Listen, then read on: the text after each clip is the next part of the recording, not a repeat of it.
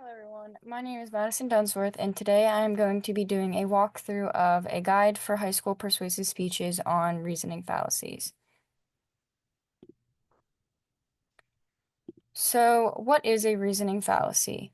A reasoning fallacy is an error in logic or reasoning that often lead to a false conclusion, and usually these occur when someone speaks on something but doesn't have the right to do so.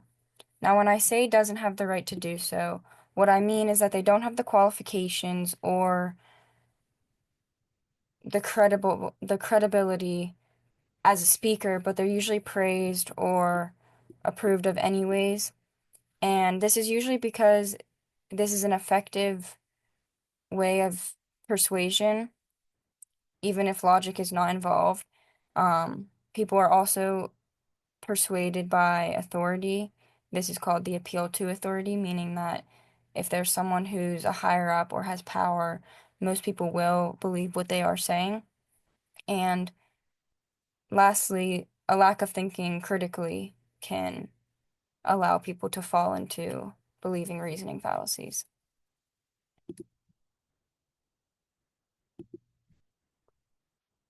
These are important because they weaken arguments and can be used deceptively. And being able to recognize a fallacy will allow students to create stronger logical arguments. It will improve critical thinking skills, improve communication skills, and give them a deeper understanding of identifying flaws in arguments and about the information that they encounter themselves. By the end of this video, you should be able to identify common fallacies that occur and understand each of the fallacies that were explained. Hasty generalization. A hasty generalization is a conclusion that is not logically justified by sufficient evidence. Here I have an example of a woman saying, "Did you hear about the teenagers who vandalized the park downtown?" Someone else replies back, "No," and then another little bird comes in and says, "I did. Teenagers are so irresponsible and destructive." Now, this right here is a hasty generalization because just because a few teenagers went down and vandalized the park does not mean that all teenagers are going to go down to the park and vandalize. That was a conclusion drawn based off of very little information. When avoiding a hasty generalization, you want to be sure that you gather information from various sources, use a bunch of diverse information, also statistical techniques to analyze the data, question assumptions, consider alternative options, and don't ever jump to conclusions.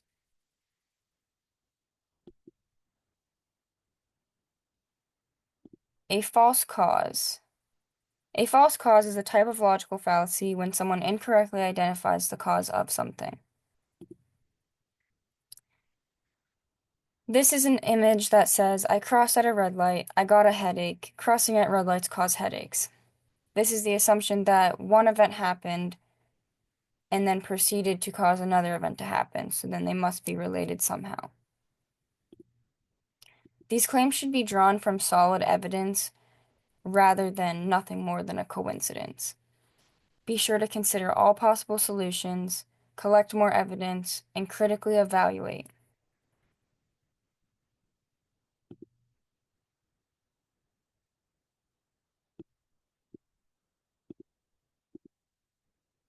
I do not know.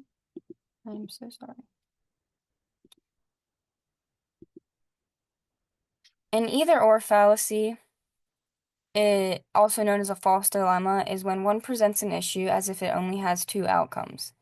Now, in reality, there are most likely more than two outcomes, and the example I put for this one was someone finished an exam early. Either they're really smart or really stupid.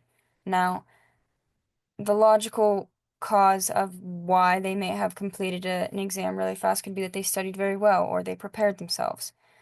Now, there are definitely other alternative options other than just being really smart or really stupid when finishing an exam fast.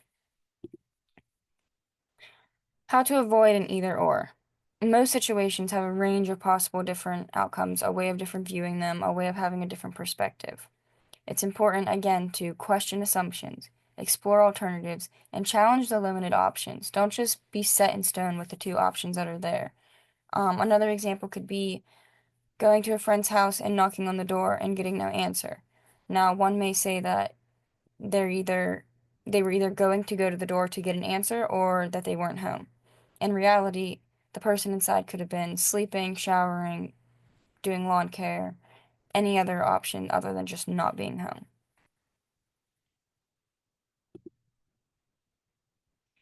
A straw man fallacy. A straw man fallacy avoids the opponent's actual argument and instead argues against them, making it easier to attack or invalidate.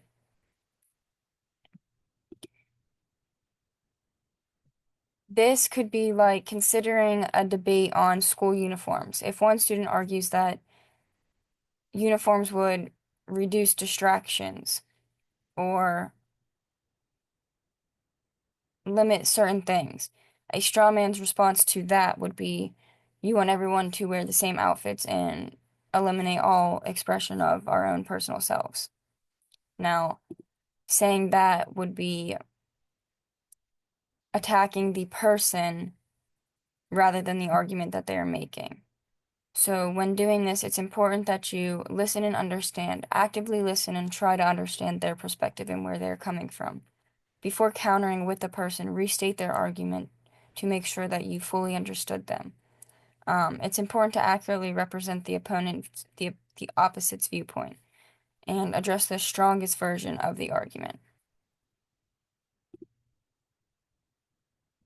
An ad hominem fallacy is an argument that attacks the character or personal traits of the person making the argument rather than addressing the argument itself. So, a student might say, "You can't trust Sarah's opinion on the math test. She failed last September." Instead of addressing the argument, they're attacking Sarah personally. To avoid an ad hominem fallacy, it's extremely important to stay focused on the argument and not the person presenting it. Challenge the argument and not the person. Focus on logical flaws or inconsistent evidence. Since ad hominem attacks are not productive, they should usually be avoided at all times.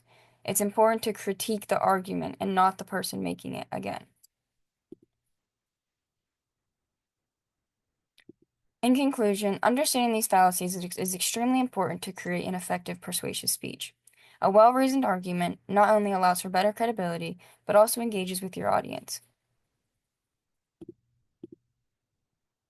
Most, fa most fallacies can be avoided, spotted by thinking critically. Is logic in play, or is it rhetoric? Does the info lead to a conclusion being proved? Overall, it's best to avoid any type of fallacies when writing, speaking, talking, any of the following, doing a debate. You should always be sure that you are thinking critically and using logic. Thank you.